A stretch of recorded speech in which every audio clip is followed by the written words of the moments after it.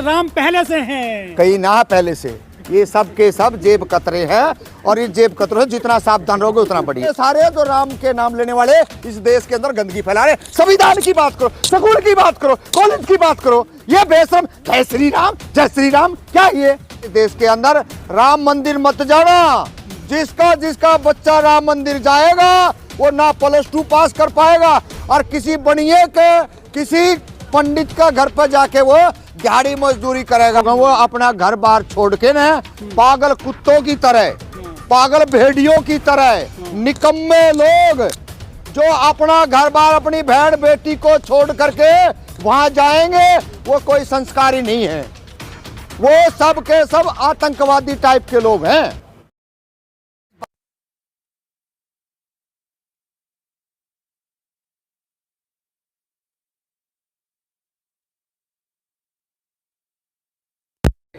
इनकी भाषा देखी नहीं है पार्लियामेंट के अंदर क्या कहा। कटुआ, मुल्ला, भड़ुआ, ऐसे ऐसे शब्दों से इनके एमपी जब बोलते हो तो इनके बाबाओं की तो रास लीला अलग ही है। तो ये तो इस देश के लोगों को समझना चाहिए। और इस देश के अंदर किसी को भी ना राम मंदिर जाने की जरूरत है, ना किसी और मंदिरों में जाने की जरूरत है। और जब ये संघी आए आपके घर द्वार पे, संविधान की कॉपी रखें, रामास्वामी पेरियार की 20-22 लाइनें तैयार रखें और उनको बोले हम राम मंदिर जाने के लिए तैयार हैं। एक बार आप 5 बार रामास्वामी पेरियार की ये बातें सुन के हमने बताएं, तब हम आपको पता चलेगा कि आपके राम में, आपके कार्यकलापों में इनमें कितनी ताकत है। लेकिन जो राम भद्राचार्य हैं, ये बुजुर्ग हैं, वो धर्म की बात करते हैं, संत की श्रेणी में आते हैं, क्योंकि भाषा ये ना संत है और रहे बुजुर्ग की बात, ये बहुत बदमाश लोग हैं। इस देश के भोले भाले लोगों का खून चूसने वाले लोग हैं ये। आप अगर कहीं गलतफहमी का ये शिकार हो रहे हो कि ये बाबा हैं, मंत हैं, कुछ नहीं। इस देश के अंदर अगर शिक्षा का बेड़ा गर्क हुआ है, अगर नौकरियों का बेड़ा गर्क हुआ है, इस देश के अंदर अंधविश्वास और पाखंडवाद अगर हुआ है, तो ऐसे बाबाओं ने ही जो कहा कि अंधा है, बहुत बड़ा महंत है, हमेशा सत्य बोलता है। अरे ऐसा सत्य बोलने वाले का ये देख लो अब क्या हो रहा है। ये इस देश के अंदर लाखों करोड़ों ऐसे बाबा हैं तो आए दिन बहन बेटियों के साथ शोषण करते हैं और इस देश के अंदर उन्हीं का, उनके परिवारों का, उनके बच्चों का धन को अपनी तिजोरियों में भरते हैं। कथा बांधते हैं, लोगों को ज्ञान देते हैं धार्मिक। ऐसे ज्ञान की भारत देश में किसी को जरूरत नहीं है। ज्ञान देने वालों का ये नाम ही नहीं जानते। इस देश के अंदर साहू जी महाराज, रामास्वामी पेरियार, बिरसा मुंडा, ज्योतिबा फूले, रामास्वामी पेरियार, मतलब तमाम ऐसे लोग हैं। अगर आप उनको पढ़ो, उनको जानो, तो वो है संस्कार की बातें।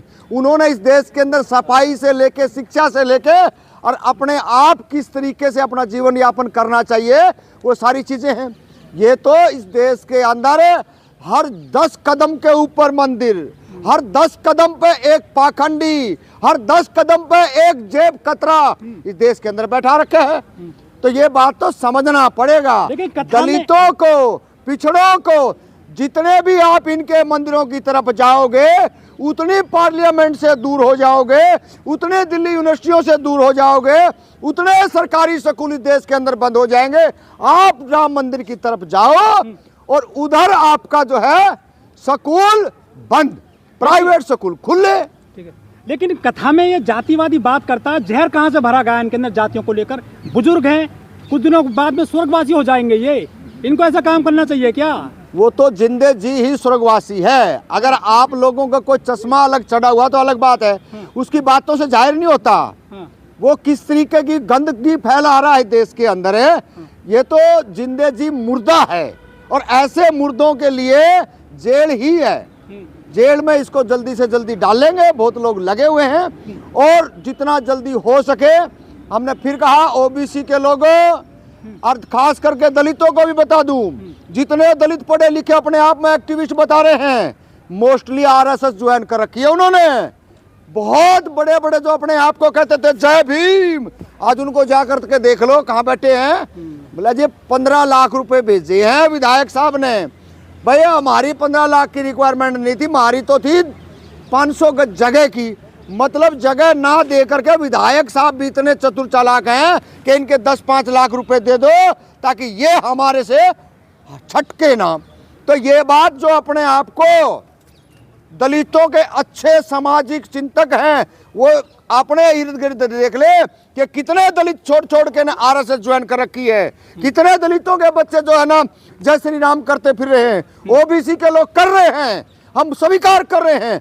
लेकिन हम उनको भी कह रहे हैं बिट्टू बजरंगी ना बनो, मोनू मानेसर ना बने। अब आज देख लो बिट्टू बजरंगी का भाई का क्या हाल हुआ। वो कह रहे जी किसी ने सोल्यूशन दे दिया, किसी ने पेट्रोल डाल दिया, मार दिया। अरे सोल्यूशन पिया करता नशेड़ी था, वो जल के मर गया और मुख्यमंत्री तक उसके घर जा रहे हैं।